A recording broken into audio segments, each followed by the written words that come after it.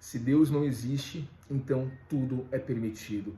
A célebre frase constante de uma das mais célebres obras literárias já escritas, do genial escritor russo Fyodor Dostoiévski, Os Irmãos Karamazov, traduz perfeitamente o momento em que vivemos. Nós aqui, desde o início do canal, registramos frequentemente o momento pelo qual passamos.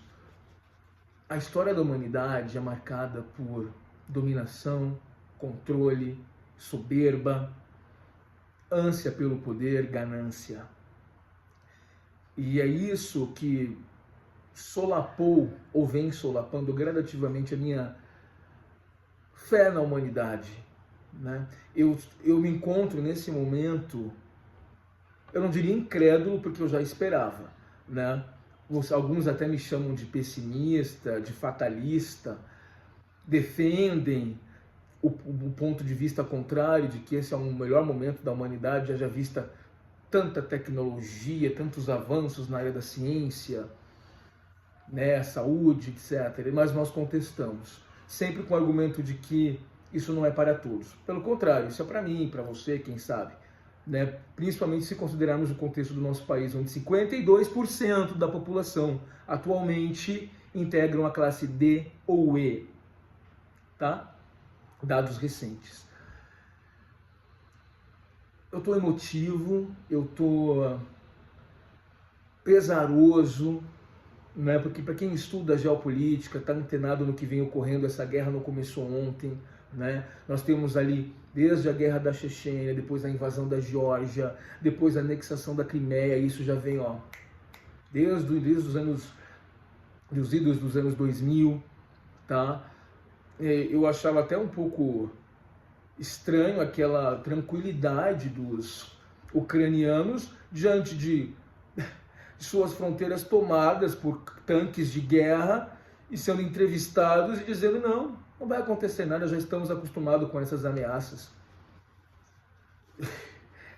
É realmente de chocar, né? Eu pegaria meus filhos, se tivesse, e me mandaria, né? Nós aqui defendemos o ponto de vista de que a vida é relativizada o tempo todo em nome do poder. Eu vou fazer um paralelo com a tese que eu defendo sempre sobre a legitimação do aborto aqui. Eu tive uma discussão com um colega advogado recentemente. Não foi muito profícua porque ele não tinha argumentos, né? Sempre a coisa desemboca ali no... A vida é um dom supremo concedido por Deus, e eu então o trago para a realidade. E eu então citei este exemplo que temos hoje. O maior conflito geopolítico dos últimos 80 anos. Houveram guerras, houve conflitos paralelos, transversais, mas que não opunha grandes potências bélicas da forma como está acontecendo agora, né?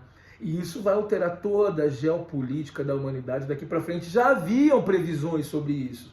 Se as pessoas lessem, pesquisassem, o século XXI seria marcado por deslocamentos de pessoas em todo o mundo em função do aquecimento global. Vai acontecer aqui.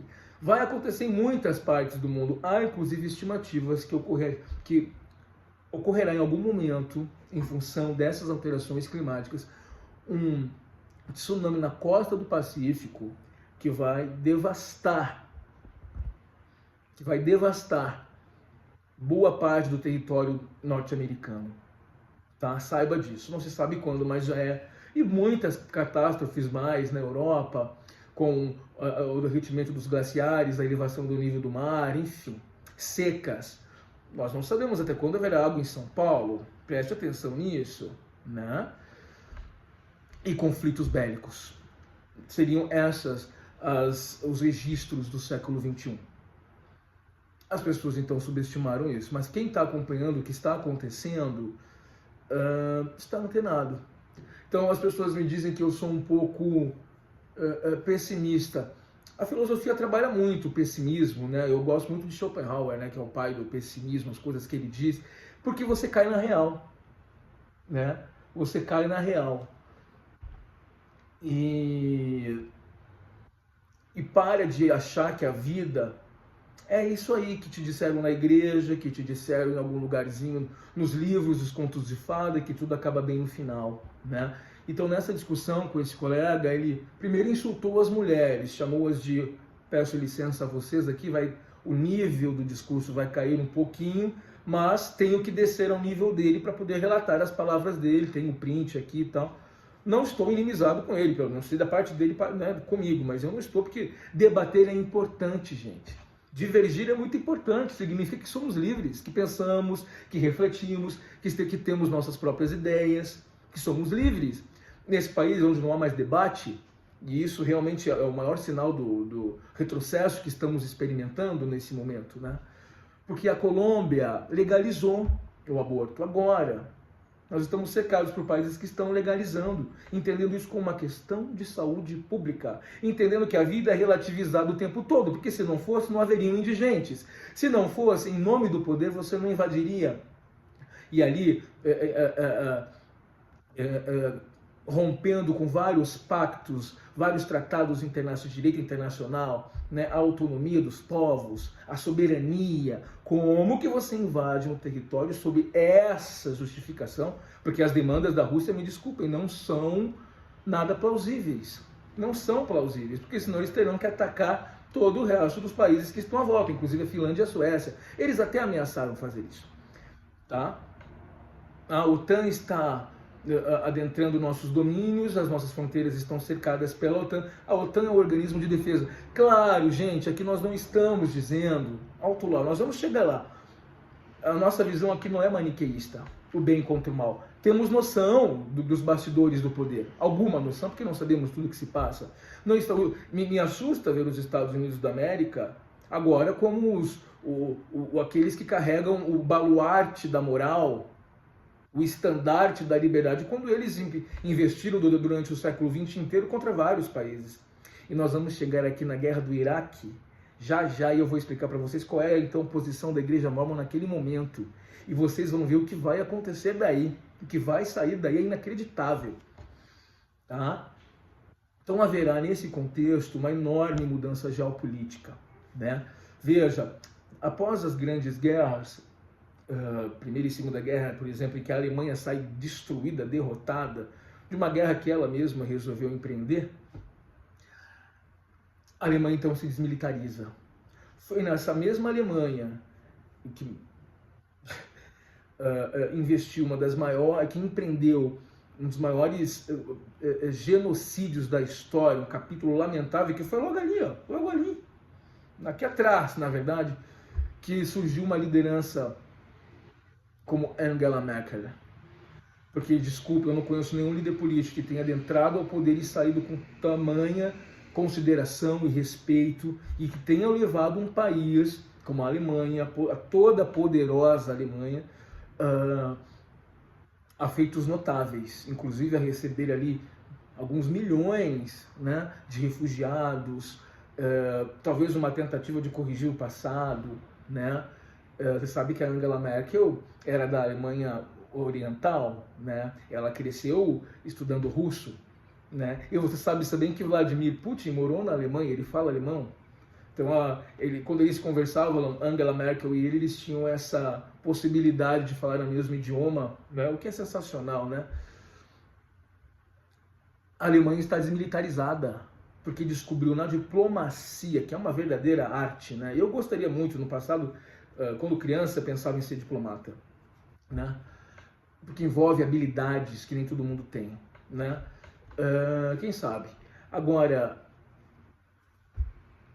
a Europa está completamente desarmada. Eles, então, se filiaram à OTAN, tá?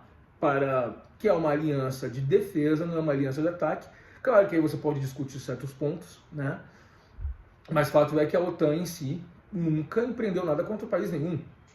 Nunca. E a possibilidade da Ucrânia adentrar na aliança era remota, era tida como remota por quem estuda o tema. Então as demandas não justificam, aliás, a guerra não é justificável jamais, a não ser quando você está se defendendo de um invasor, né? E me espanta o nacionalismo, o patriotismo e a liderança de Zelensky nesse contexto, porque ele não é um político de carreira, mas se demonstrou um homem forte, habilidoso com as palavras, ele encoraja, ele insufla ânimo, e é para isso que o grande líder, precisa fazer. Né? Aqui no Brasil nós não temos isso. Né? A gente sabe que as pessoas que estão no poder hoje levam muito a sério os seus papéis como pais, né? Ao ponto de abrigar os filhos todos na política. Então, se acontece um problema, ele fará como geralmente se faz aqui na América do Sul. Você pega seus filhinhos e busca asilo em outro país e deixa todo mundo se lascando ali. É ou não é? Ou vocês esperam... Bom, não vou entrar nesse terreno porque ele é um campo minado. Vamos ficar aqui. Eu não disse, né? Desculpa, é que muitas ideias estão me atravessando agora. Eu não disse o que o meu colega falou na discussão, né? Nós discutimos, o primeiro argumento dele foi assim, falando, né? Ele que compartilhou no grupo alguma coisa, criticando eu estou fazendo um paralelo, veja, guerra na Ucrânia e Rússia, na Europa, legalização do aborto e relativização da vida, tá? Para que as pessoas caiam na real, né? E a primeira coisa que ele compartilhou no grupo, eu tinha acabado de ler, ele disse exatamente a frase do grande guru dele, que é o atual presidente da República e tal. Homem esse que eu votei em segundo turno, mas enfim. E eu estava comemorando, né? Então foi ali no calor da emoção, né, que eu disse isso, né? Que eu acabei assumindo um debate ali, porque eu teria deixado ele posto, enfim, com o pensamento dele, mas então debatemos. A primeira coisa que ele disse, que as mulheres que querem o aborto são vagabundas.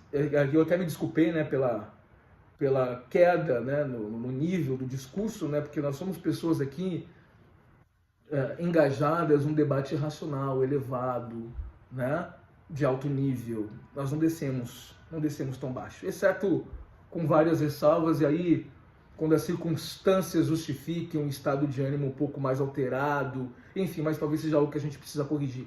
Então as mulheres são vagabundas porque querem transar sem camisinha. Eu questionei, né? Eu falei, olha, filho a gente não faz sozinho, né? Se ela não usou a camisinha, o marido também. Então, na tua lógica, então a frase precisava ser corrigida dentro da tua lógica. Homens e mulheres favoráveis ao aborto são vagabundos que querem transar sem camisinha. Não são mulheres. Porque o cara também pode usar a camisinha, né? Se vocês não querem que eu explique aqui o fenômeno da vida segundo a biologia, né? Acho que todos conhecem, né? Embora alguns acreditem que alguém nasceu do Espírito Santo, não sei o quê.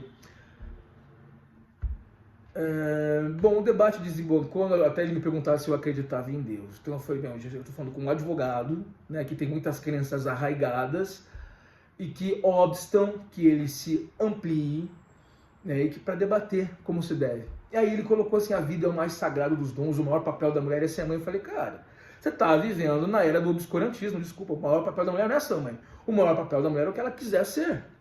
Tá cheio de mulher aí que odeia ser mãe, colocou filho no mundo e odeia o filho, tá cheio.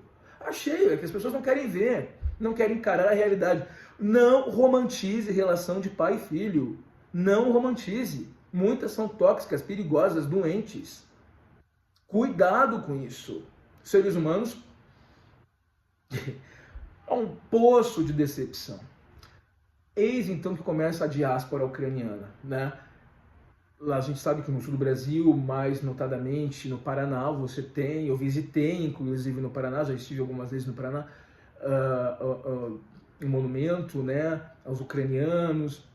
Foi lá que eu aprendi sobre o Holodomor, né, que foi a invasão, foi a guerra pela fome, empreendida por Stalin lá na União Soviética.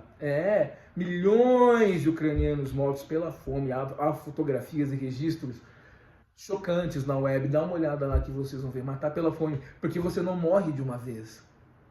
Você não morre de uma vez. Os seus órgãos vão se autoconsumindo, né? É quase que uma auto-antropofagia. Seu corpo, seus músculos, e você vira um esqueleto ambulante vivo. Vivo, morre devagar. E é isso que eles querem, né? Porque o nível de perversidade, o nível de atrocidade que um ser humano é capaz de cometer é inimaginável, né? Porque veja, um homem poderoso não reconhece a autoridade acima de si. Vladimir Putin estima-se que tem uma fortuna de 200 bilhões de dólares, em nomes de laranjas espalhados, e ao lado dele há os oligarcas russos, que são aquelas pessoas que se beneficiaram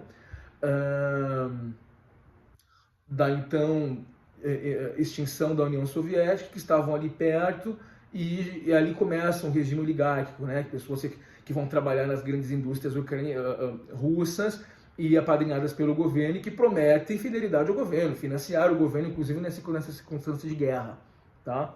E aí vieram as sanções do mundo, um preço nós vamos ter que pagar. Se o Ocidente não quer pegar em armas, um preço ele vai ter que pagar. Tá? E é triste, né, você ver isso. Tem uma cena, tem várias, né? Aquela do gurizinho de 11 anos atravessando a fronteira sozinho, né? Chorando. O que vai fazer uma criança com 11 anos fugindo da guerra? As cenas de pais... Vocês repararam que eles colocam bastante filho no mundo na Ucrânia, né? É impressionante. Colocam filho no mundo a rodo. Eu nunca vi tanta criança junto. E bebezinhos assim, sabe? Espalhados no chão, junto com as malas, com as coisas, no subterrâneo do metrô. Eu falo, gente, essas pessoas não pensaram. Essas pessoas não pensaram no que estava acontecendo ao entorno delas, em volta delas. Né? É muito louco pensar nisso, né? Agora, o homem oprimido reconhece com muita facilidade a autoridade do outro. É por isso que o homem poderoso, obviamente, não acredita em Deus. É evidente que não. Porque quem é mais poderoso do que Vladimir Putin? Napoleão Bonaparte, né? Não sei quem já visitou a Paris, né? Não sei que vários de vocês moram pela Europa. Aquela coisa, aquele monumento é fantástico, né? Uma coisa espetacular. Eu acho que só perde por Taj Mahal, né? Só que Taj Mahal era o rei, né? Que tinha muitas esposas, só que essa mulher, ele era apaixonado, assim, de alma. Ela deu a ele 14 filhos e morre quando já era o 14º. Ele, então, investe suas riquezas e, segundo consta, ele tinha recursos incalculáveis, era extremamente bilionário. E o Taj Mahal, aquilo ali, gente, é um mausoléu de luxo, olha aqui. E é tido como a maior prova de amor da história da humanidade. Um homem, né, erege, então, um monumento daquele, demorou anos para ser construída, toda uma arquitetura estudada ali, homens trabalhando, muita mão de obra empenhada, né, para construir aquela obra fenomenal, né. Napoleão Bonaparte era um conquistador, né? E há o relato da história de uma cunhada ou uma parente próximo que consta os relatos, né? Que dizem que não era bem apessoada, era até banguela. E ele, enquanto se ufanava, se vangloriava de suas conquistas e a expansão de seus domínios, ela interrompe e diz assim: excelente, Napoleão, desde que perdure. Ocorre que a partir daí, então, ele não dá conta de segurar. Aconteceu com Adolf Hitler, né? E como é que você vai sustentar tantos domínios? Você precisa conquistar e controlar, você não vai ter como manter, né? E é esse o objetivo de Vladimir Putin, que considera o fim da União Soviética o fato mais atroz do século passado. E ele quer fortalecer. O fato é que a Rússia é uma economia inferior à brasileira. A diferença é que eles têm poderio bélico, né? E também recursos como gás e petróleo que acabam influenciando, talvez mais até do que o Brasil, economicamente, mundo afora, né? A julgar, por exemplo, a questão do gás, né? A questão do gás da Europa, 40% vem da Europa, vem da Rússia. Como é que você vai fazer? Né? No inverno europeu, as pessoas precisam se aquecer, enfim. As inúmeras utilidades, né? A pergunta que eu faço: você não percebe que a vida é relativizada o tempo todo? Você não percebe que colocar alguém nesse mundo exige planejamento, que as pessoas não são encorajadas a planejar? Elas sequer têm acesso à educação. Eu estou chocado, por exemplo, com um caso... É porque a gente não consegue dimensionar a crueldade humana, né? Nessa diáspora que está acontecendo... grupos de criminosos, organizações criminosas, estão sequestrando crianças e mulheres, e seja lá quem for, para atuarem como escravos sexuais. Se aproveitam ali das circunstâncias, oferecem ajuda e... enfim, as pessoas já estão fugindo, estão, obviamente, amedrontadas e vulneráveis, elas aceitam a ajuda que parece. E, no final das contas, um destino que muitas vezes não tem fim. É muito difícil desmantelar esse tipo de organização. Você vai morrer nas mãos deles. Agora, e muitas vezes tem gente poderosa financiando isso. Imagina criancinhas de sei lá quantos anos, Não dá nem para imaginar, não quero nem imaginar. Tem, é óbvio, vários exemplos de bondade, pessoas que ajudam, que estão ali, as ONGs e tudo mais. Tem, é verdade. Mas nós temos que avaliar todo o contexto, todo esse contexto. E o nosso ponto é que até onde a vida pode ser relativizada, né? E é por isso que a gente mantém nossa posição, né, sobre a importância de que seja oferecida para aqueles que têm interesse a possibilidade de não colocar alguém nesse mundo para sofrer. O tema agora mudou, não é se você é um pai legal, uma mãe legal, bem tratado, que você tem uma boa cabeça, instrução e condição financeira. Não, agora é o mundo que os teus filhos vão receber. O legado que está sendo deixado. A geopolítica do mundo mudou. Corrida armamentista em toda a Europa. A arte da diplomacia e das negociações talvez seja até deixada de lado, porque não estão resolvendo. Nós vamos passar por uma era de grandes transformações. Olha, ninguém aqui é profeta, tá? Não somos profetas, mas nós acertamos. Tudo que dissemos, nós acertamos. E falta o Chile legalizar o aborto, e vai legalizar, porque eu estou acompanhando. Tá? Ao menos o debate está sendo muito interessante. Entre partes contrárias e partes antagônicas. Ok, tem que debater. E vamos ver até onde vai. O importante é debater, gente. Debate, né? Então colocamos aqui muito bem. As demandas da Rússia não prosperam. É inadmissível o que está acontecendo. Eles exigem a capitulação da Ucrânia, que, movidas por um forte anseio e sentimento nacionalista, anseio de liberdade, defende heroicamente seu país contra um exército extremamente poderoso. E frisamos que estamos a um triz, por um fio de um conflito ainda maior. Certo? Feito esse prólogo, eu te convido, apraz-me agora convidá-los para o mundo real. O mundo para além dos sonhos, para além dos contos de fada.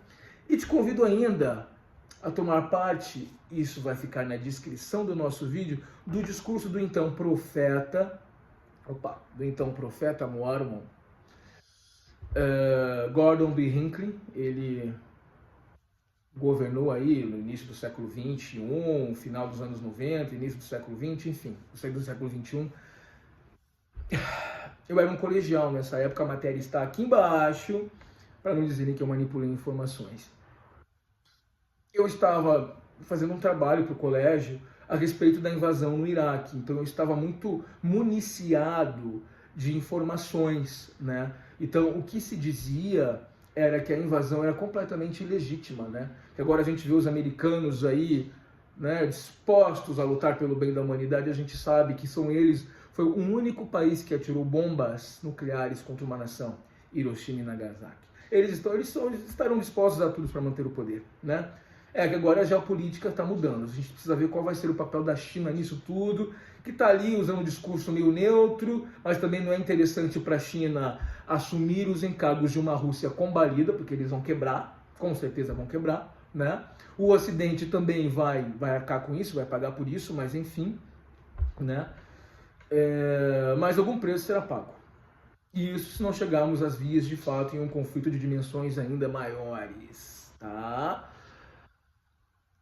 Quando da invasão do Iraque pelos Estados Unidos da América, eu até havia conversado com um colega lá na Capela Mormon, né, sobre isso. Eu estava muito indignado e eu esperava ansiosamente pelo pronunciamento do profeta Mormon, né, porque eu tinha certeza que ele ia se posicionar contrário à guerra, porque as pessoas de bem não justificam a guerra. E eu sentei num dos bancos, e ele sentou em outro, e eu tirei uma nota excelente no projeto do trabalho, então informação não me faltava, isso eu posso te garantir. As manchetes diziam: sangue em troca de óleo, o interesse norte-americano no petróleo iraquiano. Ah, mas o governo é um governo despótico, é um governo centralizador. Não é da sua conta. Se houver uma interferência que deixe isso para os organismos competentes, né, a soberania não pode ser dessa maneira. Naquele tempo, então, a lei vem avançando aí, entendendo que a soberania pode ser, como dizer, relativizada se direitos humanos estiverem sendo descumpridos. Mas isso é tudo uma interpretação, enfim, é todo um debate, não vamos entrar nisso. O fato é que eles invadiram o Iraque, a ONU enviou comissões para avaliar se a alegação de que armas nucleares, enfim, armamento proibido, estavam sendo mantidos, fabricados e não encontraram nada. Destruíram aquele país, o país está até hoje numa miséria absoluta, né? E aí vem os americanos dizendo o quanto eles se posicionam a favor da paz. Eles queriam um petróleo e devem ter conseguido, né? A verdade é sempre isso, os interesses, as ambições, como nós já frisamos, né? E a vida, meu amigo, é relativizada o tempo todo, né? Para nós que somos controlados pelo poder, o que nos resta? O que nos resta? Chegou, então, a fala do profeta Mormon. Eu ansiosíssimo, né? Sempre fui politizado, sabe? E ele diz assim que nós devemos respeito às autoridades dos nossos países. Se o país está em guerra, você deve apoiar. Completamente diferente de lideranças religiosas do mundo inteiro, do Papa, do líder do hinduísmo.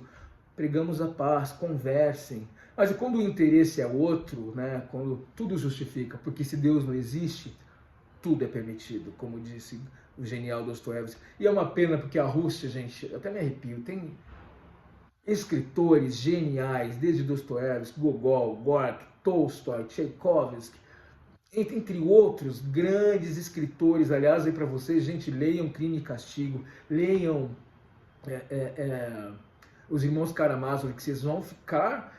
Aí depois leiam um livro assim, Como Ler Dostoiévski e Não Enlouquecer, porque é genialidade demais num homem só. Não é possível que uma pessoa seja tão inteligente. Quem somos nós perto de Dostoiévski? Não é possível. É o meu escritor favorito. Tenho vários dele, que li vários, inclusive. Então ocorre isso. Ele manifesta assim, então, apoio, e ele justifica dizendo que o país dele estava lutando pela paz e pela soberania. Não, mas peraí, o seu país está invadindo outro país sem nenhum motivo justificado, não havia justificativa nenhuma para aquilo, né? E ele faz uma comparação com os povos nefitas e lamanitas descritos no livro dos Mormons. Povos esses jamais encontrados por escavações arqueológicas, por ninguém. Até hoje ninguém sabe onde fica isso, tá? Quem são essas pessoas? Não há paralelo histórico para encaixá-las, né?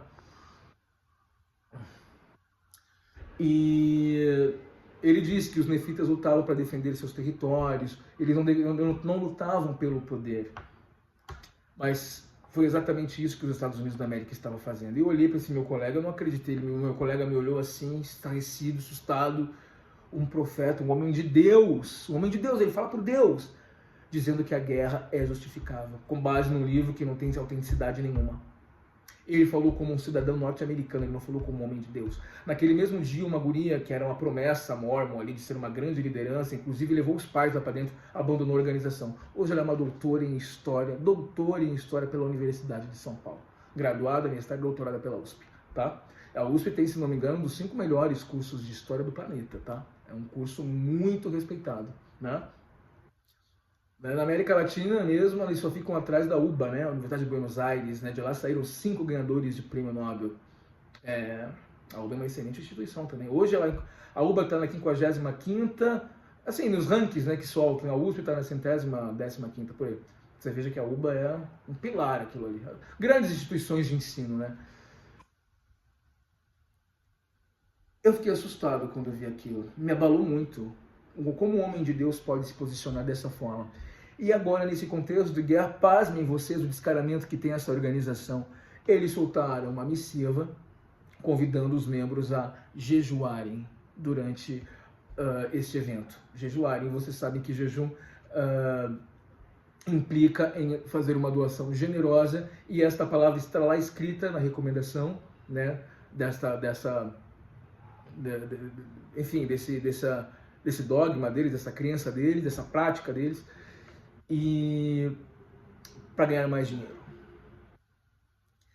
Eles fizeram isso durante a crise do Corona-19, e eles estão fazendo agora e fizeram várias vezes. E vão continuar se aproveitando da ingenuidade, das boas intenções das pessoas, para lucrar em cima da tragédia humana. Que situação, hein? A vida enquanto valor supremo.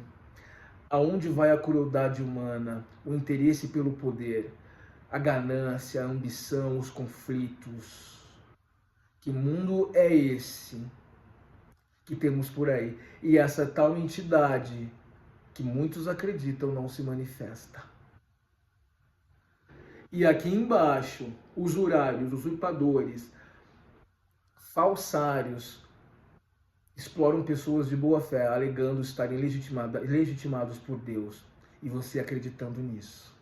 Se você crê em Deus, a minha recomendação para você, se é que posso recomendar alguma coisa, haja vista o fato de que não sou absolutamente nada. Sou apenas uma voz, que quero que as pessoas tenham suas vozes, inclusive é por isso que estamos aqui também. Vá direto a Ele. Que a sua crença te leve a um lugar melhor que este que está aqui. Que eu acho que é por isso que as pessoas buscam, né, essas alternativas, né, para encontrar um lugar mais sublime, né, enfim, para sair um pouco do caos, porque realmente é caótico. E quem sofre são aquelas pessoas que são governadas, né? Somos nós que não temos nada a ver com isso. Tá? E viva a Ucrânia!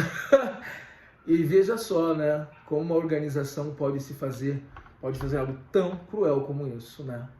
Pedir dinheiro, ao invés de, gente, fiquem atentos, economizem, busquem um lugar seguro, sabe? Esse conflito, e era o momento até de fazer profecias, olha, esse conflito pode tomar dimensões maiores, se prepare, mas não, eles vão capitalizar em cima disso o quanto for possível, tá? Que é isso que eles fazem. Fique atento, acorda, o mundo real está aqui apresentado para você e se cuide. Nos vemos em breve. Beijo, tchau!